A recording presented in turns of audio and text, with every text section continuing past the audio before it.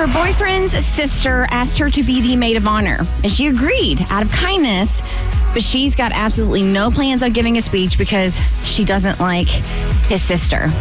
All right. You out of breath? Yeah. Yes. He was running. See? So here's the sign you need to start doing more cardio is when you run down the hallway to get in here on time Yeah. because you're running late. And Bert's also running late. He had a bad night's sleep, but he'll be here shortly. And man, Mama's out of shape. I feel like we all just made it to the plane on time. Yeah. Was everybody coming in like at the, like... No, I was here. Today was the only day I was early in a while. Really? Yeah, today was the day. Perfect. It's like I knew. I know, right? On a level of 1 to 10, how panicked were you at 5:59 when nobody was in here yet? Well, when I realized it was real, because Tommy walked in and I was like, well, who do you want to read the email? Me, or me? He said, I'm going to go with you. Okay. So I just was ready to do what I had to do. Well, I would love to catch my breath. So if you could read that email, that would be lovely. I will take my time. Okay, thank you. Hey, Bert Show. I'm a born and raised Bert Show fan. Thank you. I am 24 years old, and my mom has been listening to the Bert Show since it started 21 years ago. Wow, she deserves a medal. Mm-hmm. I grew up always listening to the show on the way to school, and still to this day listen every morning. Hence why I'm reaching out to y'all for advice. My boyfriend and I have been together for 4 years now, so I'm very close with the family. They mean just as much to me as my own family. His only sister got engaged earlier this year and asked me to be her maid of honor. How exciting, right? No. We are close, but we aren't as close as we had been in the past at the time of her engagement. I truly felt and know that she only asked me because she had nobody else to ask and was going to even have to be scraping the bottom of the barrel to just find regular bridesmaids. In a matter of 18 months, she has met a guy, dated, built a home together, got engaged, and now getting married. I love her fiance, and deep down, I love her as well. But I feel like her fast track to have this shotgun wedding is because she sees our relationships in competition. Because prior to meeting him, she would always say how badly she wishes she could have what me and my boyfriend have.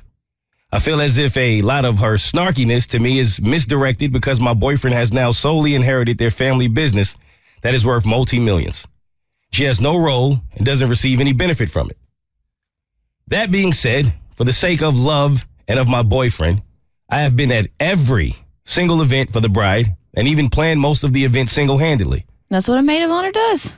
However, the events I haven't planned, I know I am invited to, but she hasn't bothered to ever send a courtesy invitation to me for any of them, including the actual wedding. Well, yeah. All right, so fun fact. Uh-huh. Even if you have like your bridal party, so whoever your bridesmaids or groomsmen are, you still send them an invitation. You do? Yeah. That's how it works. I didn't know that. Yeah. Okay. If I didn't see her until next year, it would be too soon. Oh, okay. Well, Oof. There we go.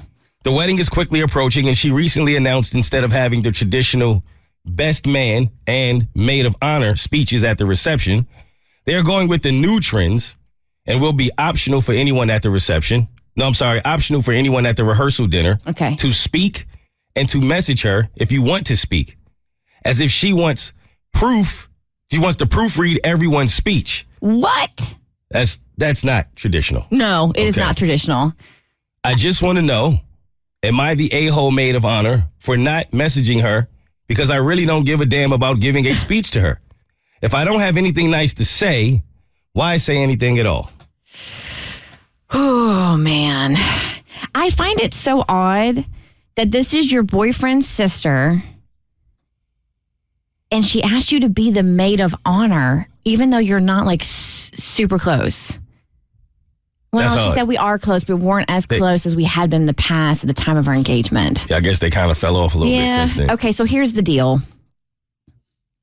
In this instance, and you don't have to go over the top with the speech, but for the love of your boyfriend, for the love of the family, it doesn't sound like she's done anything like she hasn't attacked her in any way. Right. I mean, there's like some small things as far as like she thinks she sees the relationship as a competition.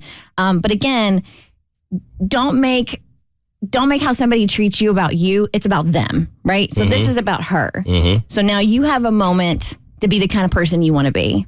So if she hasn't done anything horrendous or terrible to you, right? Like hasn't tried to well, I wouldn't say sleep with your boyfriend because that's her brother and that would be gross. But you know what I mean? Along those lines. I say for your boyfriend and the peace of the family, I don't think it's going to hurt you, and I don't think it's going to compromise any morals for you to get up there and you to do a speech. Keep it short, keep it sweet. You don't have to say anything you don't mean.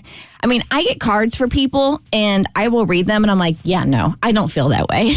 But I find a card that it accurately represents how I'm feeling about the situation.